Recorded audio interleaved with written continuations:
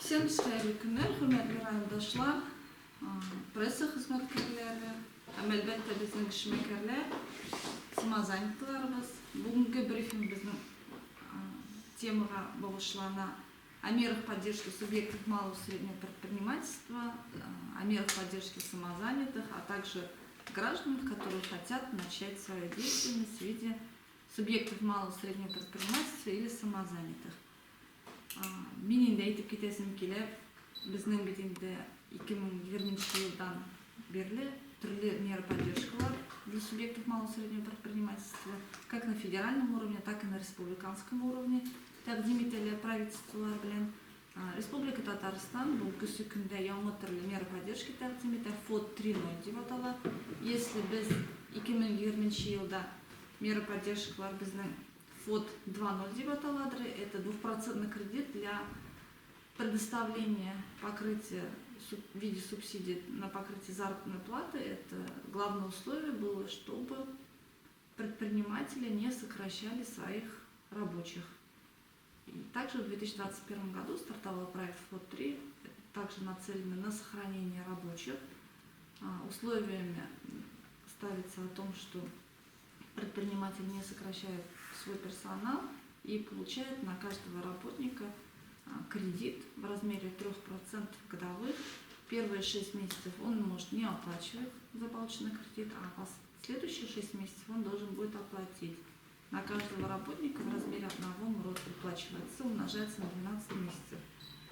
Следующее также у нас 13 марта на уровне Российской Федерации вышло постановление правительства о том, что для работодателей, которые принимают вновь новых работников на работу, выдается субсидия в трехкратном размере МРОТ. Первую субсидию получает в первый же месяц, как работник устроился на работу, вторую субсидию через 3 месяца и третью субсидию получает через 6 месяцев на данного работника, если он у нас продолжает работать. Что касается самозанятых, в районе сегодня зарегистрировано 749 самозанятых. Большая часть, естественно, самозанятых у нас на территории нашего сельского поселения. На втором месте у нас Тацуксинское сельское поселение, 36 самозанятых. На третьем месте Актанаш-Пашское сельское поселение, 33 самозанятых. Данное сельское поселение активно работают со своим населением. Они их видят как работников, как экономически активно занятых в экономике населения. Меньше всего у нас самозанятых зарегистрировано в Тюковском сельском поселении, Масадинском и Аккузовском. Главным этих сельских поселений необходимо с населением поработать, так как на сегодняшний день для самозанятых тоже имеется пакет мер поддержки в виде кредитов. Самозанятые Актанышских районов первые по Российской Федерации, не только по Республике Татарстан, получили эти меры поддержки в виде кредитов. Поэтому это также позволяет, если ты зарегистрирован как самозанятый, получить какие-то кредитные пакеты, и в том числе ипотеку для улучшения своих жилищных условий. В разных других программах могут участвовать. Также хотелось бы сказать о региональном маркетинговом центре. На сегодняшний день Республика Татарстан один из лидеров по реализации продукции через разные электронные площадки, в том числе региональный маркетинговый центр. Что это такое? Это электронная площадка, которая нашим предпринимателям позволяет реализовать свою продукцию, в том числе и также приобрести для себя любую продукцию, любые виды услуг через электронную торговлю. Например, какому-либо предпринимателю, например, производителю хлеба необходима мука. Эту же муку он покупает у какого-то предпринимателя, например, в Москве. А такую же муку, такого же качества наш какой-то предприниматель может продавать в нашем же Татарстане буквально там за 100-200 километров. А предприниматели об этом не знают.